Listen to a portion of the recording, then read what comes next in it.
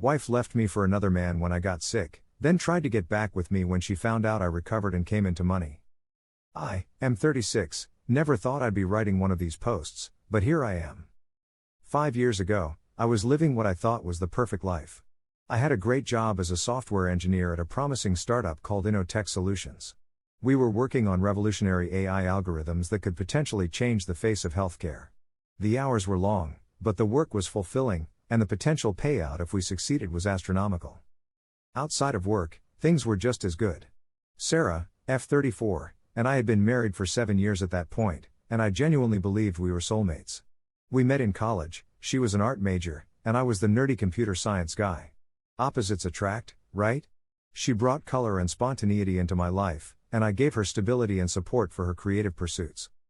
We had a beautiful home in the suburbs, a golden retriever named Max, and were starting to plan for a family. Every Sunday, we'd have brunch with our close-knit group of friends, then spend the afternoon working on our shared hobbies. Sarah was into gardening, and I was learning woodworking. We were even talking about combining our skills to start a small side business selling handcrafted planters. Life was good. No, life was great. I remember thinking, this is it. This is what happily ever after looks like. Then, seemingly out of nowhere, I started getting these splitting headaches. At first, I brushed them off as stress from work. Innotech was pushing for a major product release, and I was pulling 14-hour days trying to perfect our algorithms. But the headaches kept getting worse. I started having trouble concentrating, and my vision would occasionally blur. Sarah noticed I was off my game and kept urging me to see a doctor. I resisted at first, typical guy, right? Always thinking we're invincible.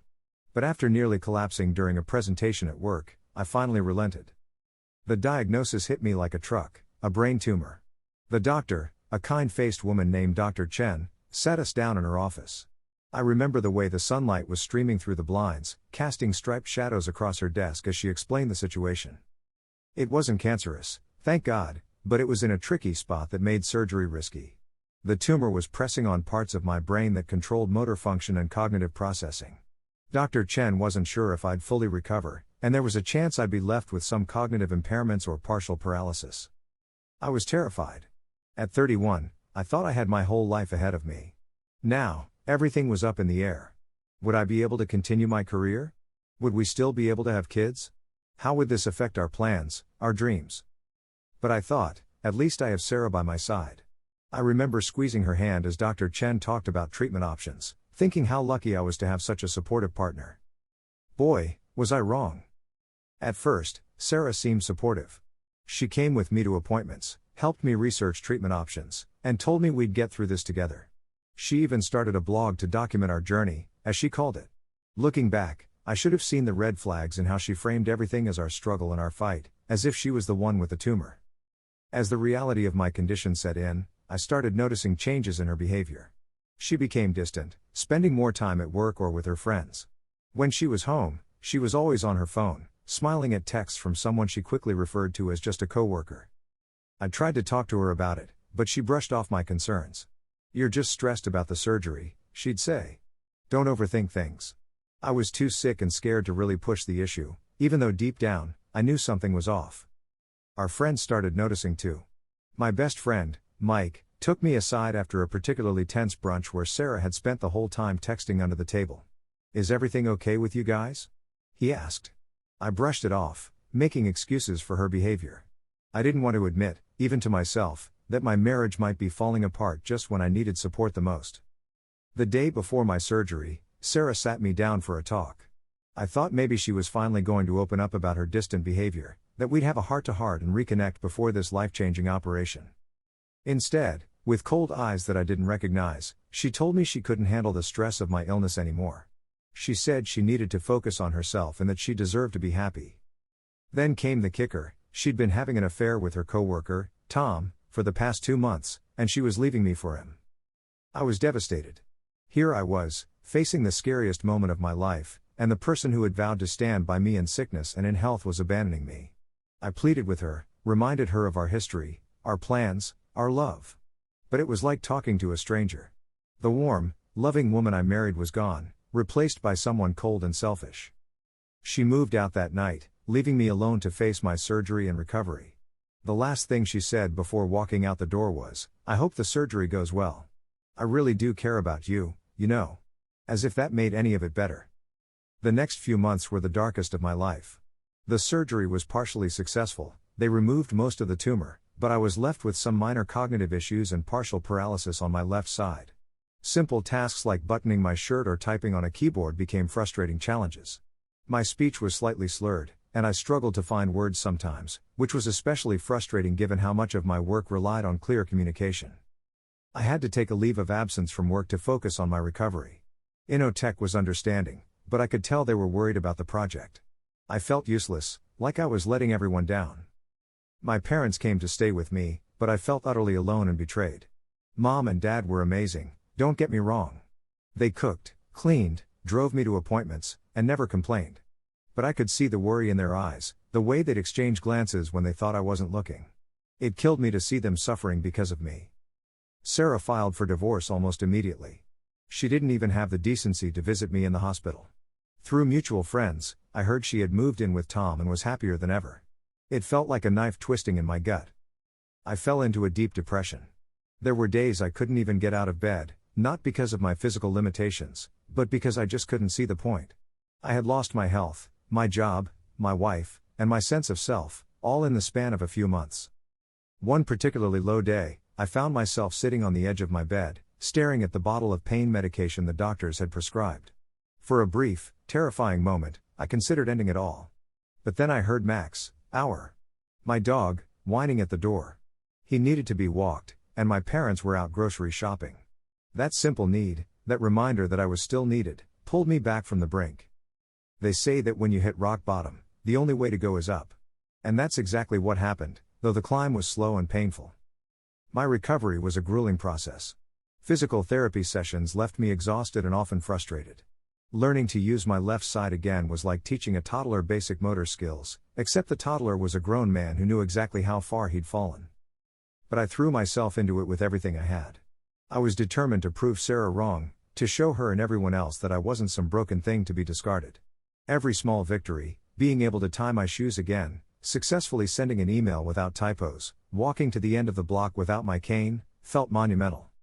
As I worked on my physical recovery, I also started seeing a therapist to deal with the emotional trauma of everything that had happened.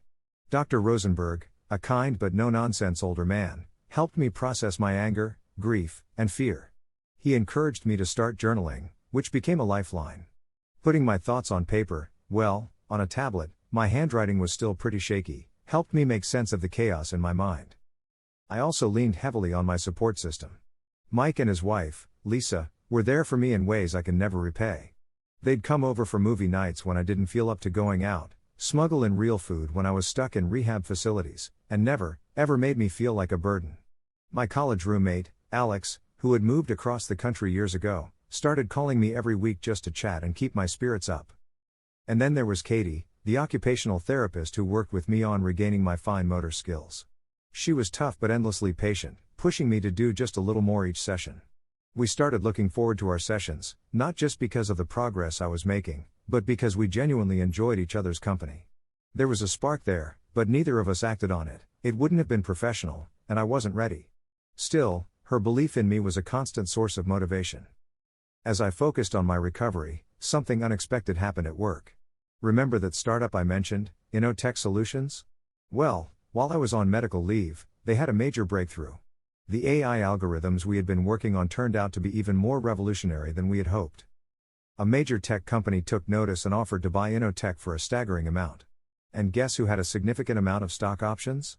Yep, yours truly. I went from worrying about medical bills to being a multimillionaire practically overnight.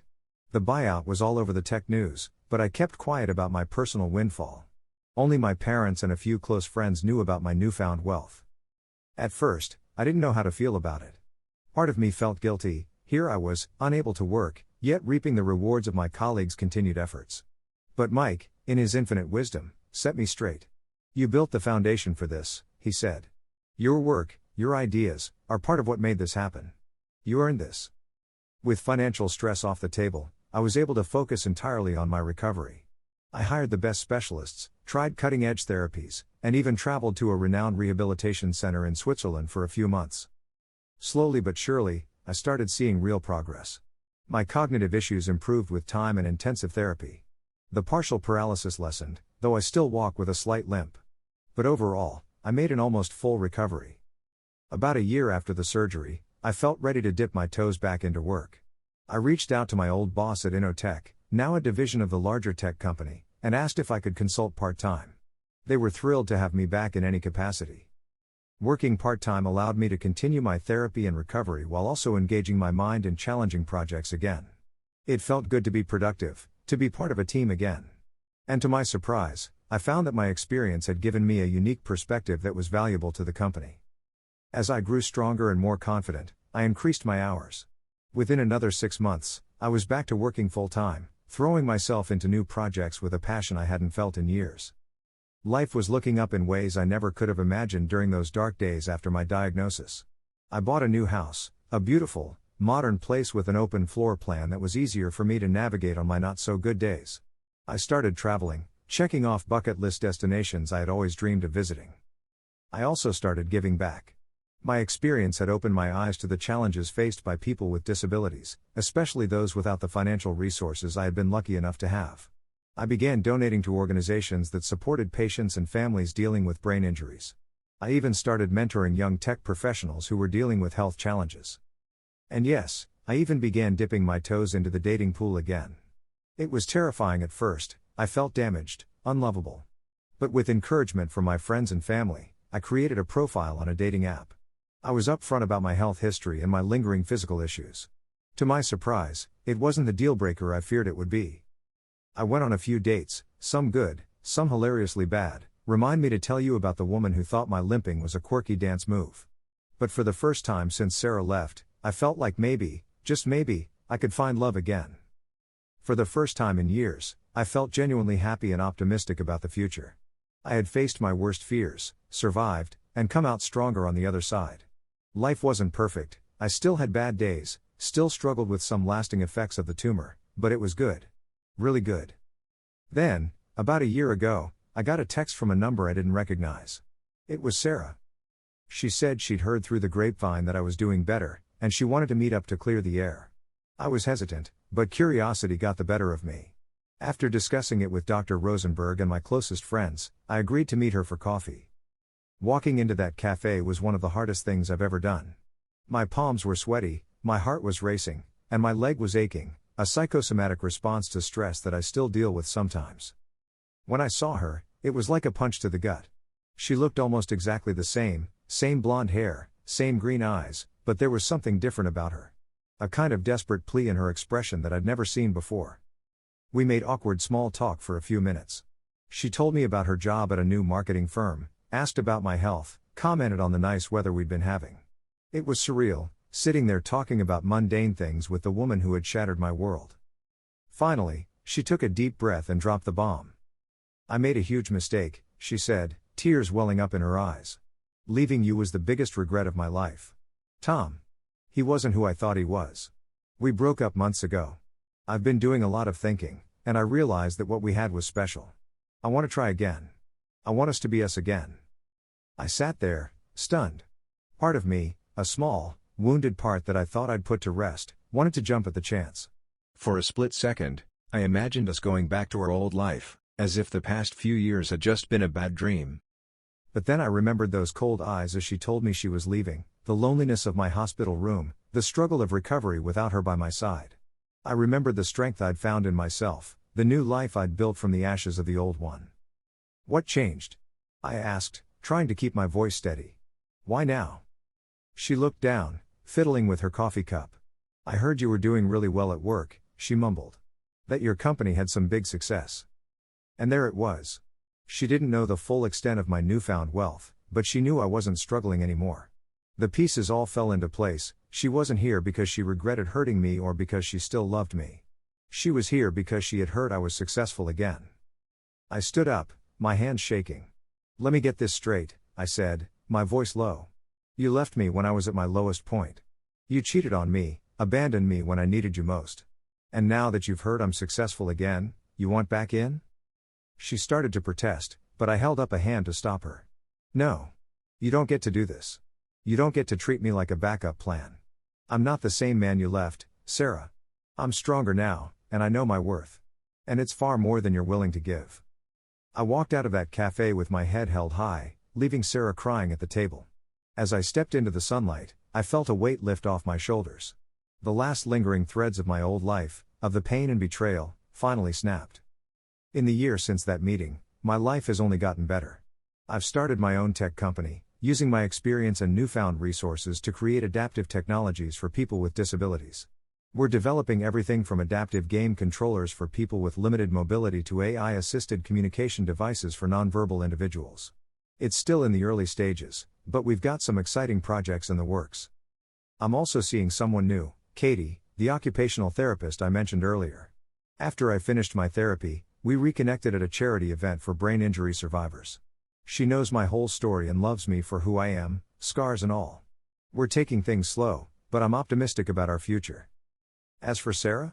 I heard through mutual friends that she's been telling anyone who'll listen about how she almost had it all and lost it. Apparently, she's been on a string of bad dates and is struggling in her career. Part of me feels a twinge of sadness for her, but mostly, I feel grateful. Grateful that I didn't take her back. Grateful for the strength I found in myself during those dark times. Grateful for the people who stood by me when I truly needed them. Life has a funny way of working out. Sometimes, you have to go through hell to find your true path. But trust me, when you come out the other side, the view is pretty damn spectacular. Edit, wow, this really blew up overnight. Thank you all for the supportive comments and messages. I'll try to answer some of the most common questions. 1. Yes, the divorce is final. It was finalized about 6 months after she left. Given that she was the one who cheated and left, and I was dealing with medical issues, my lawyer made sure I got a fair settlement. 2. No, I didn't tell her about the full extent of my wealth. She only knows what's public knowledge about the company's success. 3. For those asking about my new company, we're still in the early stages, but we've got some exciting projects in the works. I'm passionate about using technology to improve lives. 4. To those saying I should have rubbed my success in her face, trust me, the temptation was there. But I've learned that living well truly is the best revenge. 5. About my new relationship, Katie and I have been together for about 8 months now. We're taking things slow, but I'm optimistic about our future. 6. For those going through similar situations, your messages have touched me deeply. Remember, you're not alone. Seek support from friends, family, or professionals. It's okay to not be okay for a while, but don't let someone else's actions define your worth. Thank you all again for the support. This community can be truly amazing sometimes. Final edit, I'm blown away by the response to this post. Thank you all for the awards, kind words, and sharing your own stories. To those who've reached out about similar experiences, stay strong. You've got this. A few final thoughts. 1. On forgiveness, I don't hate Sarah anymore, but forgiveness doesn't mean allowing someone back into your life. I've forgiven her for my own peace of mind. 2. On moving forward, healing isn't linear. There will be good days and bad days. Be patient with yourself. 3. On love, don't close your heart forever. There are good people out there. Take your time, work on yourself, and when you're ready, be open to the possibility of love again. 4. On success, the real success was in rebuilding myself mentally and emotionally. Money can make life easier, but it can't buy happiness or self-worth. Thank you all again for listening to my story. If there's one thing I want you to take away from this, it's that you are stronger than you know. Life can throw some heavy punches, but you have the power to get back up, dust yourself off, and create a life you love, with or without a partner.